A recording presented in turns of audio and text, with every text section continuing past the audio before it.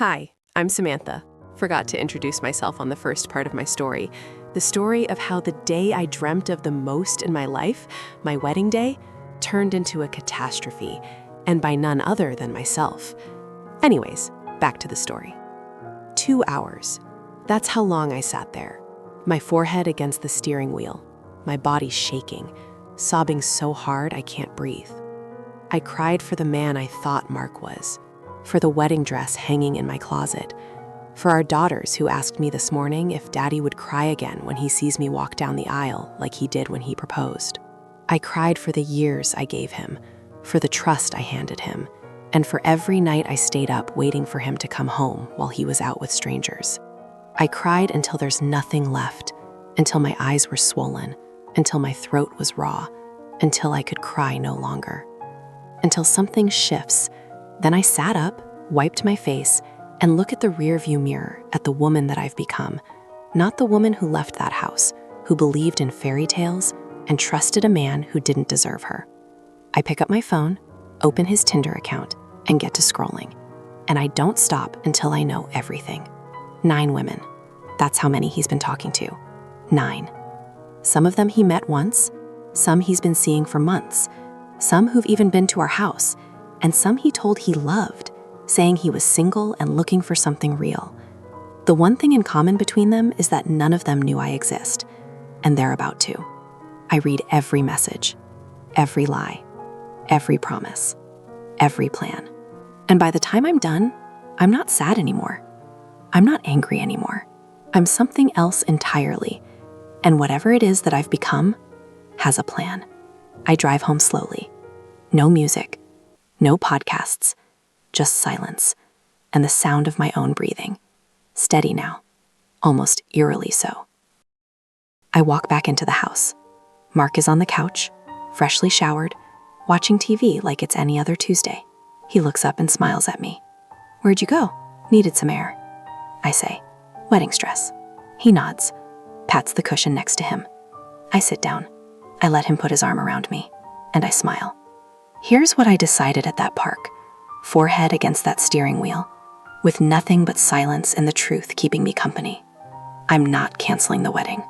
I know how that sounds, but hear me out. Mark has spent months lying to 9 different women, telling them he's single, telling some of them he loves them, planning a future with me while auditioning replacements on the side.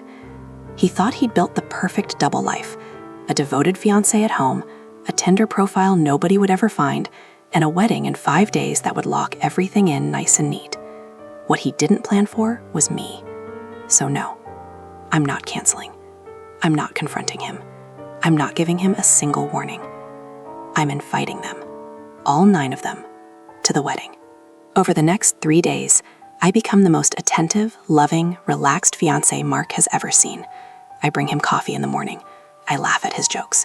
I hold his hand when our families arrive, and I look every single one of his relatives in the eye and smile, because I know something none of them do.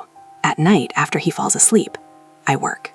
I go through every conversation on his Tinder. I find names, I cross-reference messages with Instagram handles he slipped in, phone numbers he shared, and one by one, I track them down. It takes patience, it takes a stomach of steel, but by night 2, I have all 9.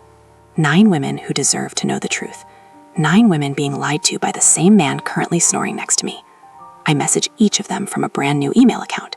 No drama in the subject line, no all caps, no accusations.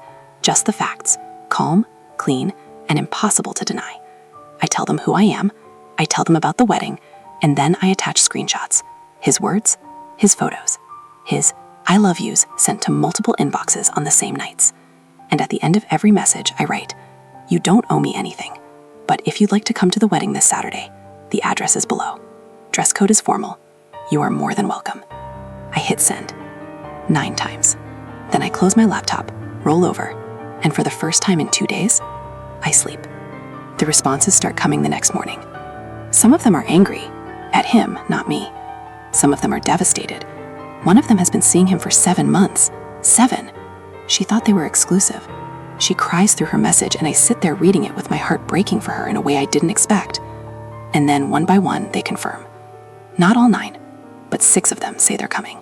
6. I write back to each of them. The morning of the wedding, beautiful. Genuinely, infuriatingly beautiful. The sky is the kind of blue you only see in movies. My daughters look like angels in their dresses. My mother cries when she sees me in mine. Mark sees me before the ceremony. We'd agreed to break the tradition, and he actually tears up. He holds both my hands, looks me in the eyes, and says, "You are the most beautiful woman I have ever seen. I am the luckiest man alive." And I think, you have no idea what's about to happen to you. "I know," I say, and kiss him on the cheek. The ceremony starts. The music plays. I walk down the aisle, and near the back of the venue, I see them. 6 women in formal dresses, sitting in the last 2 rows. Some of them found each other before I did. I could tell by the way they sat together, close, shoulders touching, the quiet solidarity of people who've been through something together. They don't cause a scene. They don't need to. They just sit there, knowing exactly what they know, watching the man at the altar who told each of them a completely different story. When the officiant reaches the part about if anyone has reason these 2 should not be wed, the room goes completely quiet. I don't look at Mark.